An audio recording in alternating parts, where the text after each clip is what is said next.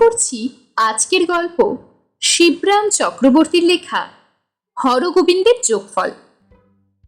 কঞ্জিভেরাম থেকে ঘুরে এসে আমাদের পাড়ার হরগোবিন্দ মজুমদার কেবল তাল ঠুকতে লাগলেন, বলং বলং যোগ বলং। বলযোগ বলে কিছু হবে না, যদি কিছু হয় তো যোগ বলে। আমাদের সন্দেহ হলো ভদ্রলোক বোধহয় শ্রী অরবিন্দর আশ্রমে গেছিলেন এবং সেখান থেকে মাথা খারাপ করে রাঁচি না হয়ে বাড়ি ফিরেছেন। জিজ্ঞাসা করলাম, কঞ্জিভেরামটা কোথায় দাদা? কঞ্জিভেরাম কোথায় জানিস নে? কোথাকার ভেড়া? জিওগ্রাফি অপশনাল ছিল না বুঝি? কঞ্জিভেরাম হলো পন্ডিচেরমের কাছাকাছি। পন্ডিচেরম? সে আবার কোথায়? বিস্ময়ে অবাক হয়ে যাই। তিনি ততোধিক অবাক হন। কেন? আমাদের অরবিন্দ রাস্তা না? পন্ডিচেরমের বাংলা করলেই হবে পন্ডিচেরি। আসলে ওটা তেলেগু ভাষা কি না? একটু থেমে আবার বলেন, তেমনি কাঞ্জিভেরামের বাংলা হলো কঞ্চিভারি, মানে বাঁশের চেয়েও। ও, বোঝা গেছে। পন্ডিচেরি না গিয়েই তুমি পিণ্ডচারী মানে কিনা পঞ্চত্ব প্রাপ্ত হয়েছ, তাই বললে এতক্ষণ? তোরা বুঝবি নে, এসব বুঝতে হলে ভাগবত মাথা চাই রে, মানুষের মাথার কম্ম নয়। যোগবল দরকার। তিনি হতাশভাবে মাথা নাড়েন। আমি তার চেয়ে বেশি মাথা নাড়ি। যা বলেছ দাদা, আমাদেরই মগেরম, অর্থাৎ মুন্ডুর কিনা কপালের গেরু। বাড়ির চিলে কোঠায় বসে দাদার যোগাভ্যাসের বহর চলে। পাড়ার চাখানায় বসে আমরা তার আঁচ পাই। একদিন খবর যা এলো তা যেমন অদ্ভুত তেমনি অভূতপূর্ব। দাদা নাকি যোগ বলে মাধ্যাকর্ষণকেও টেক্কা মেরেছেন। আসন পিড়ি অবস্থায় নাকি 2.5 আঙ্গুল মাটি ছাড়িয়ে উঠেছেন। আমরা সন্দেহ প্রকাশ করি, এ কখনো হতে পারে? অসম্ভব। কিন্তু সংবাদদাতা শপথ করে বলে যে তার নিজের চোখে দেখা। দাদার তলা থেকে পিড়ি টেনে নেওয়া হলো, কিন্তু দাদা যেমনকার তেমনই বসে থাকলেন, যেখানকার সেখানে, যেন তথই বচ। আমি প্রশ্ন করি, চোখ বুজে বসেছিলেন কি? উত্তর আসে, আলবাত, যোগে যে চোখ বুঝতে হয়। আমি বলি, তবেই হয়েছে। চোখ বুঝেছিলেন বলেই পিড়ি সরাতে দেখতে পাননি, নইলে ধূপ করে মাটিতে বসে পড়তেন। ভরত চাটুর্যে যোগ দেয়, নিশ্চয়ই। হাত পা গুটিয়ে আকাশে বসে থাকা কি কম কষ্ট রে দাদা?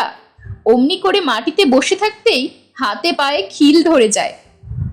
তার পরদিন খবর এলো, আজ আর 2.5 আঙ্গুল নয়, প্রায় 1.5 ইঞ্চি। তারপর দিন আধ হাত, তারপর ক্রমশ 1 হাত, 1.5 হাত, 1.25। অবশেষে যেদিন 2.5 হাতের খবর এলো সেদিন আর আমি স্থির থাকতে পারলাম না। পৃথিবীর নরম আশ্চর্য, অষ্টম আশ্চর্য অনেকগুলো ইতিমধ্যে ঘোষিত হয়ে গেছে। হরগোবিন্দ মজুমদার দর্শনে ঊর্ধ্বশ্বাস হলাম, কিন্তু গিয়েই জানলাম তার একটু আগেই তিনি নেমে পড়েছেন। ভারী হতাশ হলাম। কি করব? কান থাকলেই শোনা সম্ভব, কিন্তু দেখার আলাদা ভাগ্য থাকা চাই। ভূত, ভগবান, রাঁচির পাগলা গারদ, বিলের জায়গা, এসব অনেক কিছুই আছে বলে শোনা যায়, কিন্তু কেবল ভাগ্য থাকলেই দর্শন মেলে। আমার চক্ষু ভাগ্য নেই, করব কি? উত্তিষ্ঠিত, জাগ্রতা ইত্যাদি আবেদনে 2.5 হাত আত্মোন্নতির জন্য হরগোবিন্দকে পুনরায় উদ্বুদ্ধ করব কিনা ভাবছি।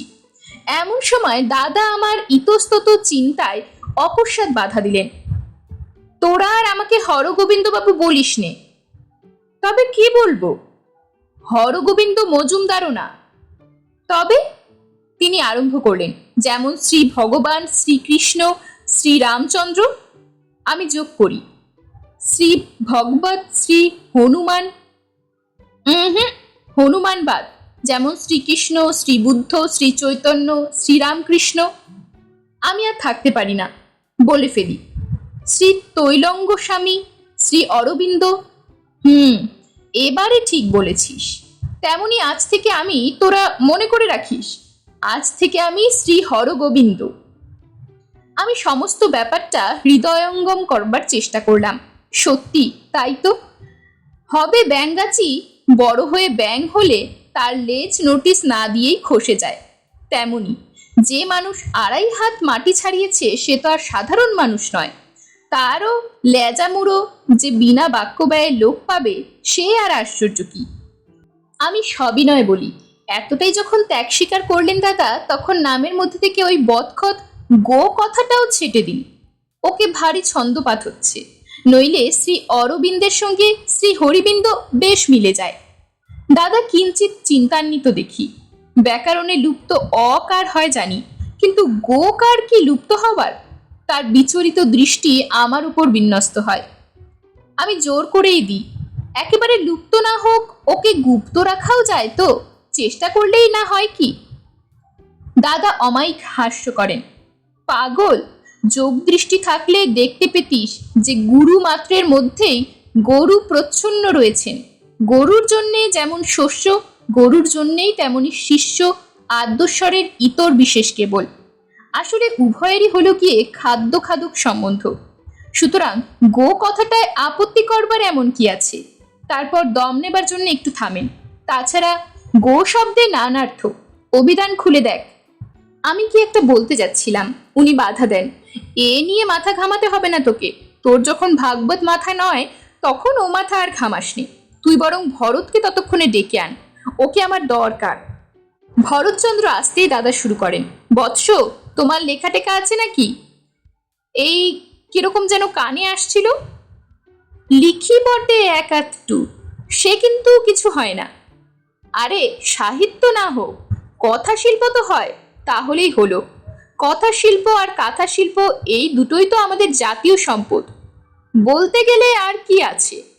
সহসা আত্মপ্রসাদের ভারে দাদা কাতর হয়ে পড়েন। ভরত, তোমাকেই আমার বাহন করব, বুঝলে? তুমি আমার মহিমা প্রচার করবে জগতে, কিন্তু দেখো শ্রীপ কথিত যেন 7 খণ্ডের কম না হয়। তোদের কেনা চাই কিন্তু। আমি দাদাকে উৎসাহ দিই, কিনবো বই কি, আমরা না কিনলে কে কিনবে? দাদা কিন্তু খিচিয়ে ওঠেন, কে কিনবে? দুনিয়া শুদ্ধ কিনবে। আর কেউ না কিনুক, রোমা রলি কিনবে একখানি। ওই লোকটাই কেবল চিনল আমাদের, আর কেউ চিনল না রে। এমনই চলছিল। এমন সময় দাদার যোগচর্চার মাঝখানে এক শোচনীয় দুর্ঘটনা ঘটল। দাদা যোগ বলে 2.5 হাত ওঠেন, 3.25 হাত ওঠেন, 3 হাত ওঠেন, এমনই ক্রমশ চলে। হঠাৎ একদিন আকস্মিক সিদ্ধি লাভ করে একেবারে 7.5 হাত ঠেলে উঠতেন। ফলে চিলেকোঠার ছাদে দারুণভাবে মাথা ঠুকে গেছে দাদার। ঘরখানা দুর্ভাগ্যক্রমে 5.5 হাতের বেশি উঁচু ছিল না। কলিশনের আওয়াজ পেয়ে বাড়ি শুদ্ধ লোক ও ঘরে গিয়ে দেখে দাদা কড়িকাঠে লেগে রয়েছেন, মানে মাথাটা সাটা। উনি অবলীলাক্রমে ঝুলছেন, চোখ বোঝা, গা এলানো। ওটা যোগ সমাধি কি অজ্ঞান অবস্থা ঠিক বোঝা গেল না। দেখলে মনে হয় যেমন কড়িকাঠকে বালিশ করে আকাশের উপর আরাম করছেন। ভগবত মাথা বলেই রক্ষা, ছাতু হয়নি। অন্য কেউ হলে ওই ধাক্কায় আপাদ মস্তক চিড়েচ্যাপ্টা হয়ে একাকার হয়ে যেত। যাই হোক, দাদাকে তা বলে তো কড়িকাঠেই বরাবর রেখে দেওয়া যায় না। কিন্তু নামানোই বা যায় কি করে? বাড়ি শুদ্ধ সবাই ব্যস্ত হয়ে উঠল, কিন্তু কি করবে? ঘরের ছাদ সাধারণত হাতের নাগালের মধ্যে নয়। বেশিরভাগ ছাদ এমনই বেকায়দায় তৈরি। অবশেষে একজন বুদ্ধি দিল, দাদার পায়ে দড়ির ফাঁস লাগিয়ে কূপ থেকে যেমন জলের বালতি তোলে, তেমনি করে টেনে নামানো যাক। অগত্যা তাই হলো। আমি যখন দাদার সান্নিধ্যে গেলাম, যেমন সোনা তেমনই ছোটা, কিন্তু ততক্ষণ দাদার পঙ্কোদ্ধার হয়ে গেছে। তখন দাদার মাথা আর বাড়ির ছাদে নেই, নিতান্তই তুলোর বালিশে। হায় হায়, এমন চমকপ্রদ দৃশ্যটাও আমার চোখ ছাড়া হলো। চক্ষুর অগোচরে একেবারেই মাঠে মারা গেল, এমনই দূরদৃষ্ট। হায় হায়। চারিদিকে সহানুভক্তের বাঁচিয়ে বিছানার এক পাশে সন্তর্পণে বসলাম।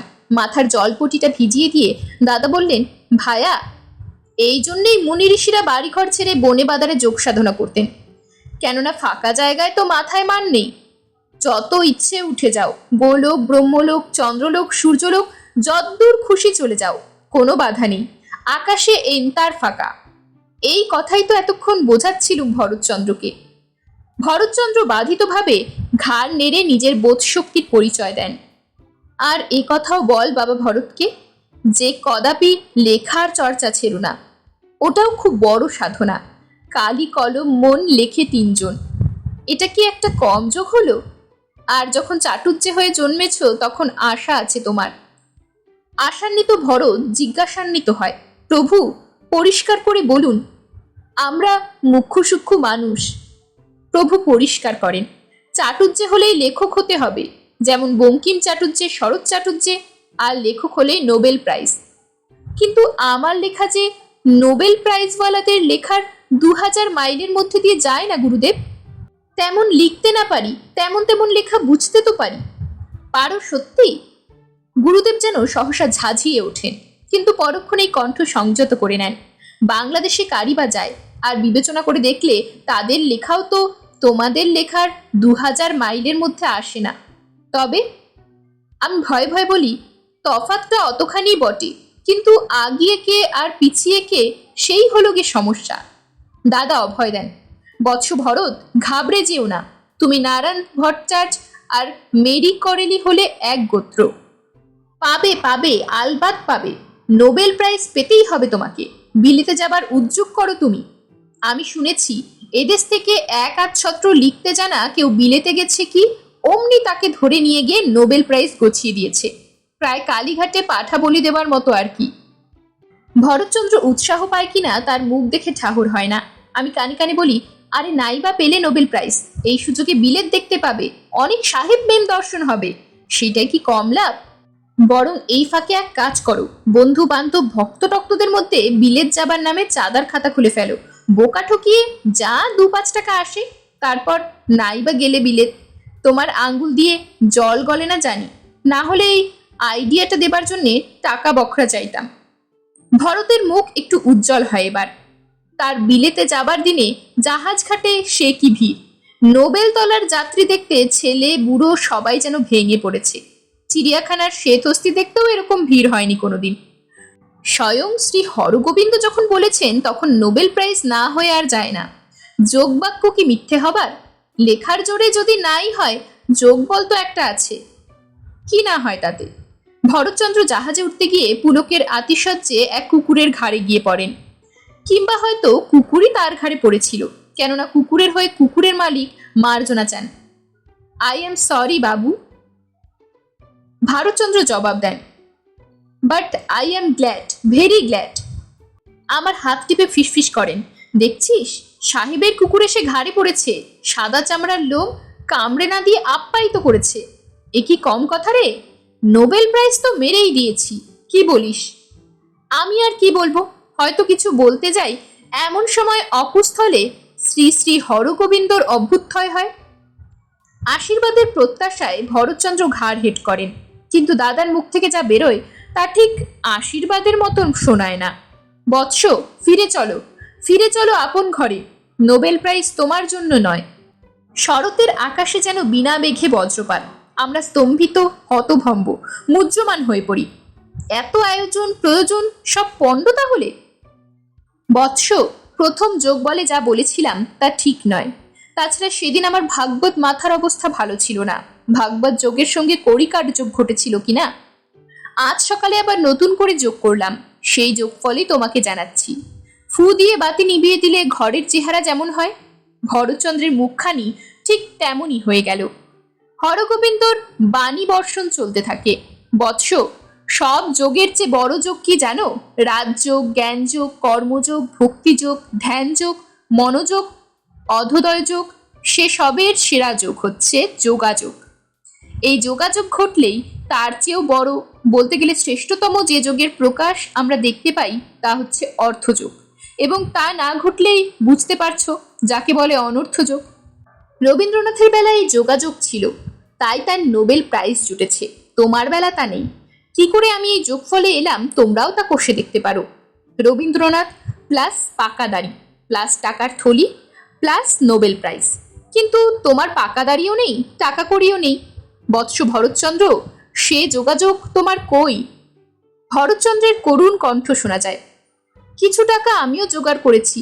আর দাড়ির কথা যদি বলেন, না হয় আমি পরচুলার মতো একটা পরদাড়ি লাগিয়ে নেব।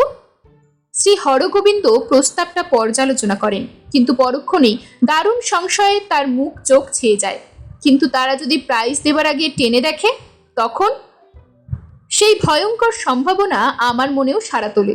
সত্যি তো, তখন ভরতচন্দ্র বারবার শিউরে ওঠেন। না, সে কথাই নয়। ভরতচন্দ্র, তুমি মর্মাহত হও না। যেমন half a loaf is better than no loaf, তেমনি half a bell is better than Nobel. তোমার জন্য আমি প্রাইজ এনেছি, তা নোবেলের চেয়ে বিশেষ কম যায় না। বিবেচনা করে দেখলে অনেকাংশে ভালোই বরং। বৎস, এই নাও। বলে কাগজে মোড়া একটা প্যাকেট ভরতচন্দ্রের হাতে দিয়ে মুহূর্ত বিলম্ব না করে ভিড়ের মধ্যে তিনি অন্তর্হিত হন। আমরা প্যাকেট খুলতে থাকি, মোড়ার পর মোড়ক খুলেই চলি, কিন্তু মোড়া আর ফুরোয় না। অবশেষে অভ্যন্তরীণ বস্তুটি আত্মপ্রকাশ করে, আর কিছু না, একটা কদবেল। এরকমই আরো সব গল্প পেতে চ্যানেলটিকে সাবস্ক্রাইব করে দেবেন। আর গল্পটি যদি ভালো লেগে থাকে তাহলে লাইক, শেয়ার আর কমেন্ট করে দেবেন।